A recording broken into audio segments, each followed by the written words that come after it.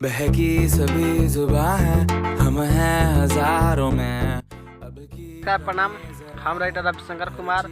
तो मेरे ब्लॉग में आप लोग का स्वागत है और मैं इसमें ब्लॉग में बताना चाहता हूं कि जो भी ब्लॉग बनाता है लोग बोल रहा है कि ऐसे ब्लॉग बनाओ वायरल हो जाएगा, वैसे ब्लॉग बनाओ वायरल हो जाएगा, मगर मैं कहता हूं कि अपने भाषा, अपने स्थायी भाषा में, अपने कंट्री, अपने स्टेट की भाषा में बनाओ, वो ज़रूर वायरल होगा। आप सबसे पहले बताऊंगा कि जो भी दिल बोलना है ब्लॉग में वो दिल से बोलो और दिल से बताओ किसी को, और फिर देखो 100% गारंटी के साथ वायरल होगा वो ब्लॉग। मैं राइटर रविशंकर कुमार, मेरे ब्लॉग में आप लोगों का स्वागत है और मैं चाहता हूं कि अपने इंफॉर्मेशन ले दे। तो मैं राइटर रविशंकर कुमार बिहार से बिलोंग करता हूं और इस छोटे भाई को सपोर्ट कीजिए और मेरे चैनल को सब्सक्राइब कीजिए। तब तक मिलते हैं अगले वीडियो में। नमस्कार, प्रणाम, बाय बाय।